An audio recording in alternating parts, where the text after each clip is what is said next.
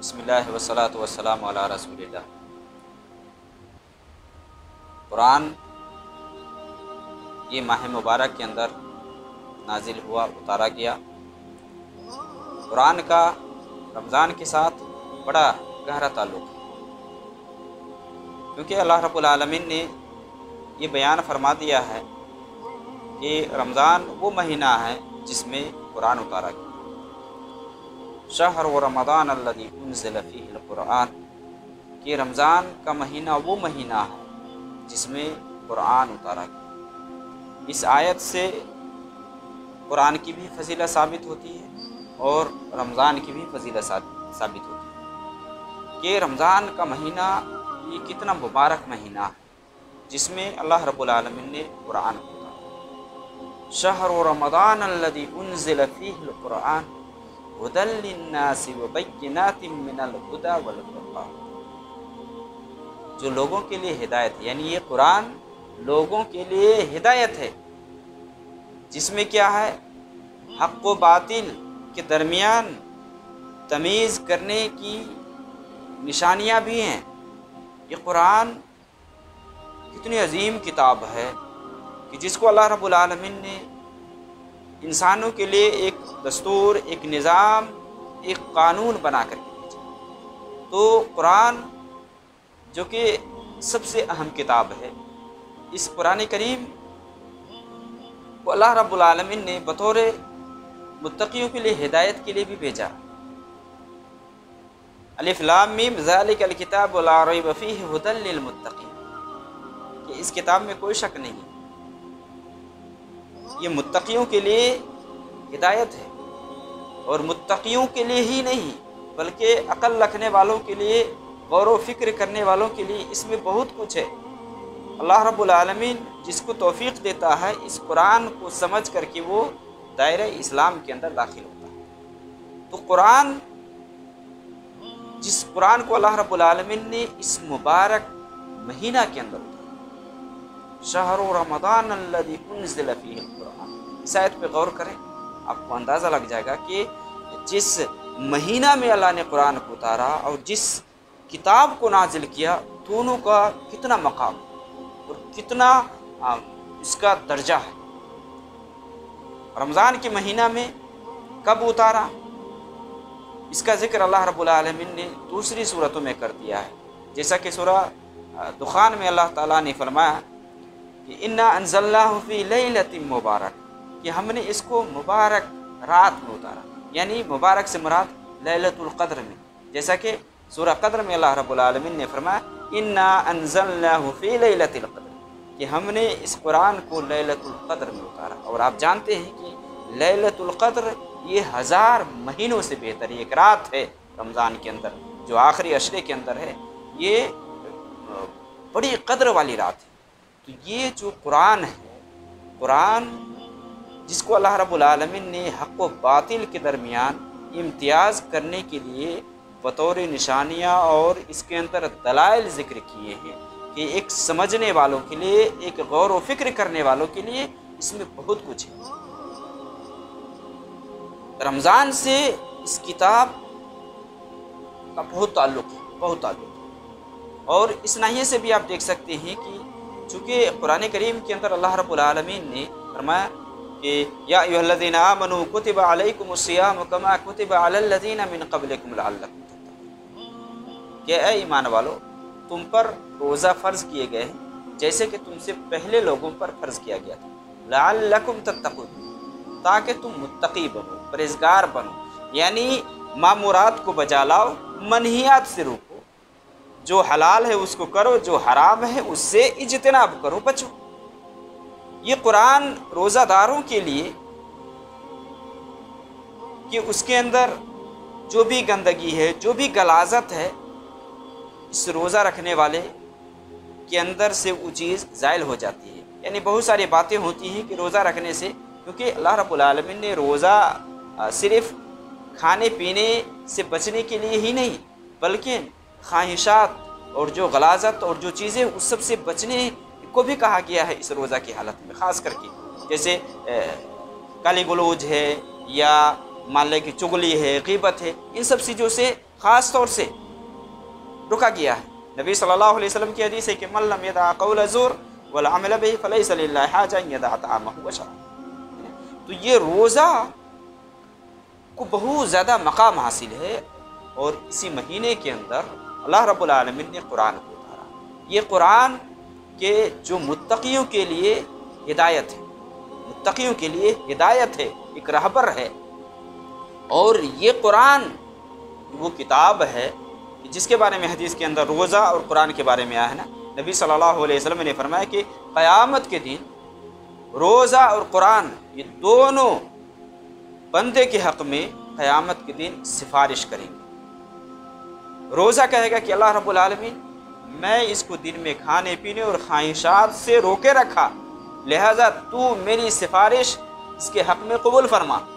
और कुरान कहेगा कि अल्लाह रब्बुल आलमीन रात में मैंने इसको सोने से रोके रखा, तू मेरी सिफारिश इसके हक़ में कबूल फरमा। हदीस के अंदर है कि आप सल्लल्लाहु अलैहि वसल्लम ने फरमाया कि अल्लाह रब्बुल आलमीन दोनों की सिफारिश को कबूल फरमा। तो ये कुरान का महीना है, ये रमज़ान ये कुरान का महीना है। इस महीने के अंदर नबी सल्लल्लाहु अलैहि वसल्लम खुसूसी तौर से कसरत से कुरान की तिलावत किया करते थे। जैसा कि हदीस के अंदर आता है कि जिब्रील रमज़ान की हर रात में नबी सल्लल्लाहु अलैहि वसल्लम से मुलाकात करते और आप सल्लल्लाहु अलैहि वसल्लम के साथ कुरान का दौरा होता है। हर रात कुरान का दौरा होता। और जिस साल आप सल्लल्लाहु अलैहि वसल्लम का इंतकाल हुआ उस साल आप सल्लल्लाहु अलैहि वसल्लम ने 2 मरतबा कुरान का दौर किया, 2 मरतबा। गोया कि इस महीने से कुरान का गहरा ताल्लुक़ है। और नबी सल्लल्लाहु अलैहि वसल्लम कुछ रातें जमात करवाई थी, लंबी क़याम किया, यानी लंबा क़याम किया आपने, लंबी क़िरात की। यहाँ तक कि एक रात के बारे में सहाबी बयान करते हैं कि सहरी फौत होने का भी ख़दशा लायक हो गया कि सहरी मिल पाएगी कि नहीं मिल पाएगी। इस महीने के अंदर खुसूसी तौर से जो तरावीह की नमाज़ पढ़ी जाती है, इसीलिए ना कि इसमें कुरान करीम की तिलावत ज़्यादा से ज़्यादा हो। और सलफ़ का भी इसी पर अमल रहा है। सलफ़ वैसे तरावी के अलावा भी आम टाइमों में ख़ास करके रमज़ान में कसरत से कुरान करीम की तिलावत किया करते थे। तो ये जो मुबारक महीना है, इस महीना में चाहे क़याम की हालत में हो चाहे क़ुऊद की हालत में हो, आदमी कसरत से कुरान करीम की तिलावत करे। नबी सल्लल्लाहु अलैहि वसल्लम की हदीस है ना कि मन क़ाम रमज़ान ईमानन व इहतिसाबन गुफ़िर लहु मा तक़द्दम मिन ज़न्बिही। जो इस महीना के अंदर माह मुबारक में क़याम करेगा, यानी तहज्जुद की नमाज, तरावी की नमाज़ पढ़ेगा, मन क़ाम रमज़ान ईमानन व इहतिसाबन, ईमान के साथ सवाब की नीयत से पिछले गुनाह उसके माफ़ कर दीजिए। यानी कसरत से कुरान करीम की तिलावत। तो ये जो मुबारक महीना जिसके अंदर हम दाखिल हुए हैं, इस मुबारक महीना को हमें गनीमत जानना चाहिए और इसमें कसरत से कुरान करीम की तिलावत के साथ साथ कुरानी आयात को समझने की ज़रूरत है, गौर व फिक्र करने की ज़रूरत है। कुरान सिर्फ़ इसलिए नहीं आया है कि आप सिर्फ़ रमज़ान में पढ़ लें और फिर बाकी दिनों में या बाकी महीनों में आप ताकों में सजा करके इसको रख दें या जुज़दान में आप इसको महफूज कर दें। ऐसा नहीं है। कुरान इसलिए आया है कि इसमें गौर व फिक्र किया जाए। अफला यतदब्बरून अल कुरान, कुरान में अल्लाह ताला ने फरमाया कि क्या ये लोग कुरान के अंदर गौर व फिक्र नहीं करते। कुरान को आप पढ़ें और इसके मानी और मफाहिम को भी समझने की कोशिश करें। आप सिर्फ़ क़िराअत तक ही महदूद न रहें, बल्कि इसके अंदर जो कुछ बयान किया गया है, आपके अंदर जो गंदगी है, आपके अंदर जो गलत चीज़ें हैं, वो सब कैसे दूर होंगी। इसके अंदर गौर व फिक्र करेंगे कि नहीं, इसके अंदर गौर व फिक्र करेंगे तब अल्लाह ताला ने क्या फरमाया कि ये कुरान ये लोगों की हिदायत है और इसके अंदर वाज़ेह निशानियाँ हैं, हक़ व बातिल के दरमियान फ़र्क करने वाले दलाइल हैं।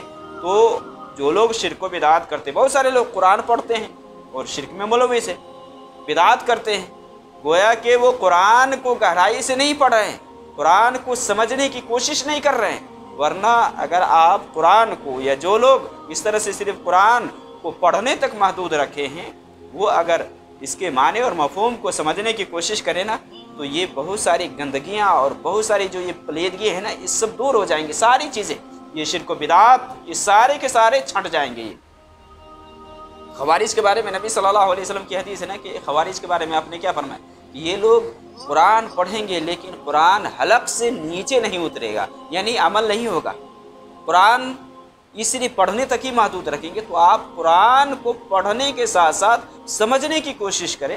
قرآن پڑھنے سے ایمان بڑھتا ہے۔ اللہ تعالیٰ نے قرآن میں فرمایا وَإِذَا تُلِيَتْ عَلَيْهِمْ آيَاتُهُ زَادَتْهُمْ إِيمَانًا وَعَلَىٰ رَبِّهِمْ يَتَوَكَّلُونَ کہ مومنوں کی صفت میں سے کہ قرآن جب پڑھا جاتا ہے نا تو ایمان کے اندر اضافہ ہوتا ہے، ایمان بڑھتا ہے۔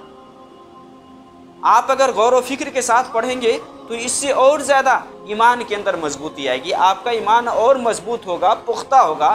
تو قرآن کریم کی تلاوت آپ کثرت سے کریں۔ قرآن کریم پڑھنے کا بہت زیادہ ثواب ہے۔ نبی صلی اللہ علیہ وسلم کی حدیث ہے، جیسا کہ بتلایا کہ دیکھیے یہ قرآن اور روزہ دونوں سفارش کریں گے، دونوں سفارش کریں گے۔ اور یہ قوت، بولنے کی جو قوت ہے، اللہ رب العالمین جس سے چاہے گا بلوا سکتا ہے، یہ کوئی شک والی بات نہیں ہے۔ جس سے چاہے اللہ رب العالمین بلوا سکتا ہے، اور قرآن وہاں سفارش کرے گا۔ بلکہ حدیث کے اندر یہ بھی آتا ہے نا کہ سورہ بقرہ اور سورہ آل عمران دونوں اللہ سے یہ جھگڑیں گے، دونوں صورتیں جھگڑا کریں گی، یہاں تک کہ پڑھنے والوں کے حق میں وہ سفارش کریں گی۔ تو قرآن کریم اپنے پڑھنے والوں کے حق میں سفارش کرے گا۔ آپ قرآن کریم کو کثرت سے پڑھیں۔ نبی صلی اللہ علیہ وسلم کی حدیث ہے کہ آپ صلی اللہ علیہ وسلم نے فرمایا من قرأ حرفا من کتاب اللہ فلہ حسنہ، کہ جو قرآن کریم، یہ جو اللہ کی کتاب ہے، قرآن یہ اللہ کا کلام ہے، اس سے کوئی ایک حرف پڑھتا ہے تو ایک نیکی ہے، اور ایک نیکی کا بدلہ والحسنۃ بعشر امثالھا، آپ نے فرمایا 10 گنا ہے۔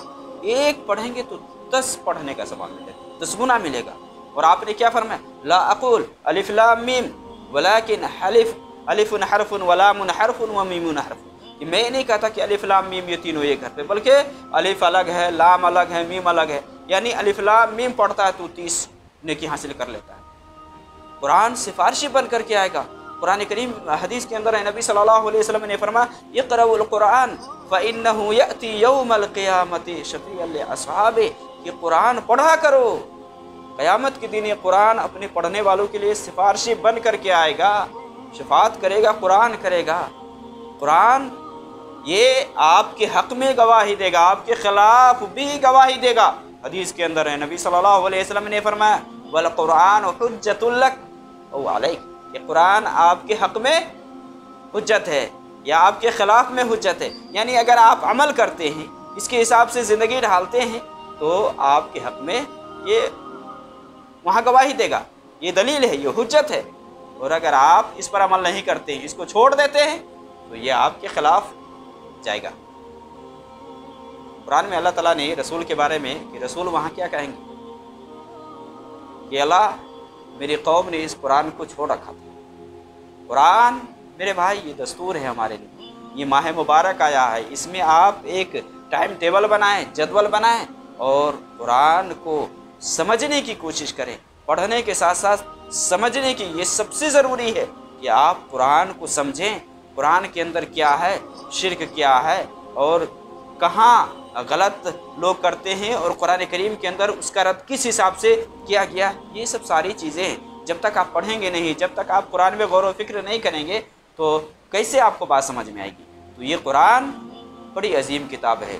قرآن یہ ذکر و اذکار میں سب سے افضل ہے، سب سے بہتر ہے، ذکر و اذکار میں سب سے بہتر ہے۔ آپ سلف سے دیکھیں کہ سلف تراویح میں تو پڑھتے تھے، عام دنوں میں بھی 6 دن میں 7 دن میں قرآن ختم کرتے تھے، اس حساب سے کم دنوں میں بھی قرآن ختم کرنے کی بات آئی ہے۔ تو قرآن آپ پڑھیں، کثرت سے پڑھیں، ثواب ملے گا۔ لیکن جو اہم ہے، جو خاص ہے، وہ یہ ہے کہ اس قرآن کو سمجھنے کی کوشش کریں۔ قرآن پڑھنے کے بارے میں، قرآن پہ عمل کرنے کے سلسلے میں بہت ساری دلائل، یعنی بہت سارے حدیثیں ہیں اللہ کے نبی صلی اللہ علیہ وسلم کی۔ تو یہ جو قرآن ہمیں ملا ہے، ہمیں چاہیے کہ اس قرآن سے زیادہ سے زیادہ فائدہ اٹھائیں اور اس قرآن کے اندر غور و فکر کریں۔ ماہ مبارک ہے، اس ماہ مبارک میں خصوصی طور سے قیام کی حالت میں ہو یا چاہے اور حالت میں ہو، آپ کو جب جب ٹائم ملتا ہے، ہر نماز کے بعد آپ ایک روٹین بنائیں، 2 پیج 4 پیج اس حساب سے روزانہ کے حساب سے آپ پڑھیں اور سمجھنے کی کوشش کریں۔ نبی صلی اللہ علیہ وسلم قیام کرتے تھے، قرآن کریم तिलावत करते थे, यानी लंबी देर तक आप खड़े रहते थे। जैसा कि हज़रत आयशा रज़ियल्लाहु ताला अन्हा से पूछा गया नबी सल्लल्लाहु अलैहि वसल्लम की नमाज़ के बारे में, तो उसने क्या कहा कि 4 रकात आप पढ़ते थे और उसमें बहुत टाइम लगाते थे, यानी बहुत खूबसूरती और बहुत अच्छे अंदाज में पढ़ते थे। फला तसल अन हुस्निहिन्न व तूलिहिन्न, कि इसकी खूबसूरती और लंबाई के बारे में मत पूछो। फिर 4 रकात पढ़ते थे और इसकी खूबसूरती और लंबाई के बारे में मत पूछो। तो देखिए नबी सल्लल्लाहु अलैहि वसल्लम लंबा क़याम करते थे, लंबी क़िराअत करते थे। इस हिसाब से कुरान करीम पढ़े और इसके माने और मफ़हूम पर गौर करें। इसके अंदर तक़वा वालों के लिए, परहेज़गारों के लिए इबरत व नसीहत है, और जो लोग गुमराही के रास्ते पर चल रहे हैं, जो लोग भटके हुए हैं, उनके लिए भी ये कुरान हिदायत है, ये पूरी उम्मत के लिए हिदायत है। इस कुरान को जो पढ़ेगा, जो समझेगा, वही राह हक़ को अपना सकता है।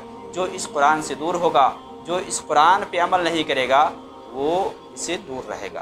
अल्लाह रब्बुल आलमीन हमें इस माह मुबारक में ख़ास करके कसरत से कुरान करीम तिलावत करने की तौफ़ीक़ दे, और इसके अंदर जो कुछ बयान हुआ है उसे समझने की भी तौफ़ीक़ अता फ़रमाए।